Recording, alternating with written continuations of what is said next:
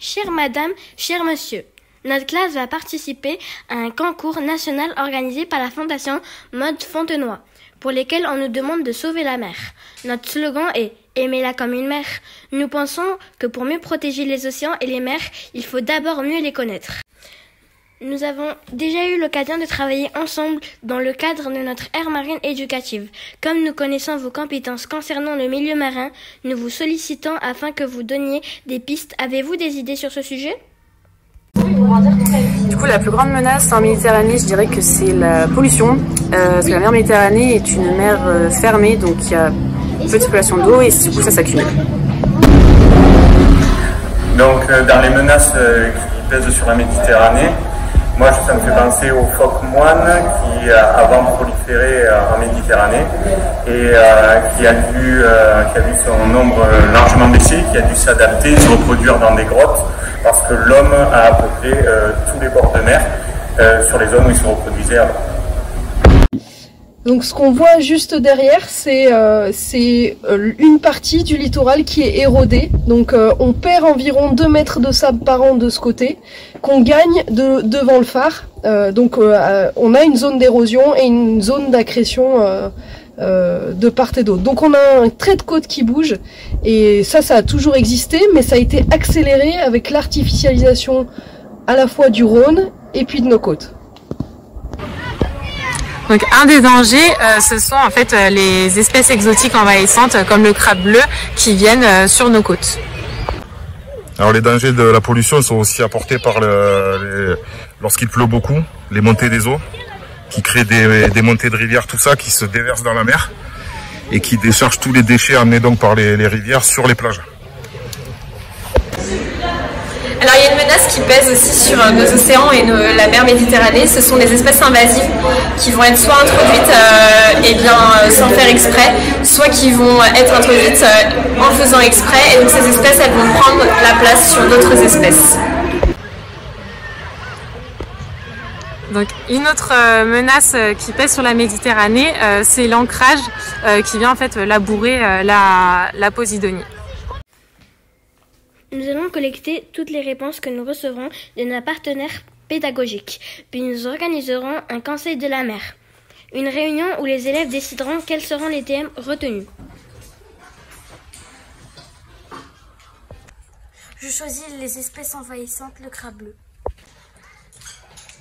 Moi j'ai choisi la pollution et la pollution ça sera l'essence.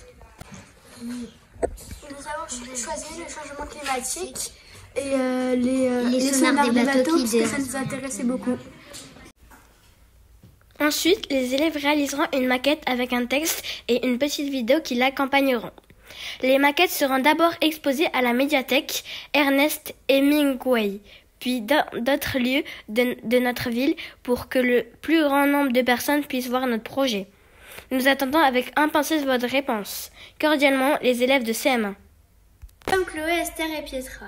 Nous sommes en classe de CM1 et nous allons vous présenter notre maquette sur la pollution des rivières. Les rivières sont très importantes pour la nature, mais elles sont souvent polluées par des déchets, les produits chimiques. Cette pollution vient des usines, des champs traités avec des pesticides et des déchets jetés par les humains. Quand les rivières sont polluée, l'eau devient sale et dangereuse pour les poissons et les plantes qui y vivent.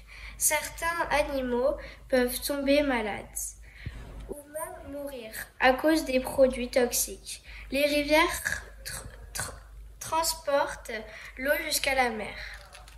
Si elles sont polluées, la pollution finit aussi dans l'océan. Cela crée de gros problèmes pour les animaux marins comme les poissons, les tortues, les dauphins. Les coraux qui sont très importants pour l'équilibre de la mer peuvent aussi être détruits.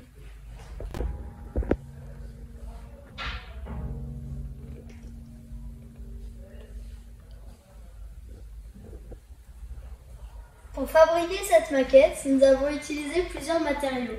Avec du polystyrène, nous avons façonné les berges de la rivière, puis nous avons habillé avec du papier aluminium. Les galets des rivières sont des graviers que nous avons trouvés dans le jardin. Avec de la pâte à modeler, Nous avons pu faire des petits déchets et des poissons, du papier crépon, des cure-dents et quelques herbes nous ont permis de créer des champs. Le coton sur les toits des usines représente les fumées polluantes. Enfin, nous avons pu ajouter des détails grâce à la peinture. Notre maquette est composée de 2 parties. Une rivière propre où la nature, les humains et les animaux vont bien et où l'on a envie de se baigner, et une rivière polluée où la vie est en train de mourir.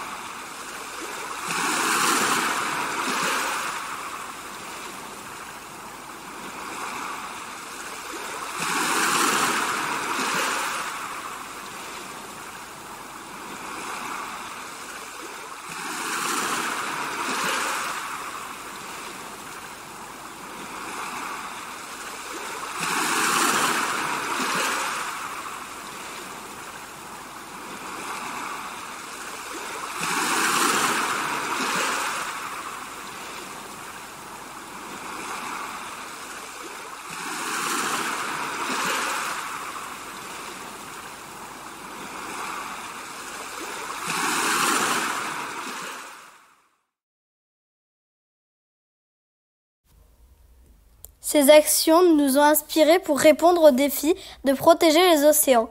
Pour les préserver, il convient préalablement de mieux les connaître. Notre devise, aimez-la comme une mère.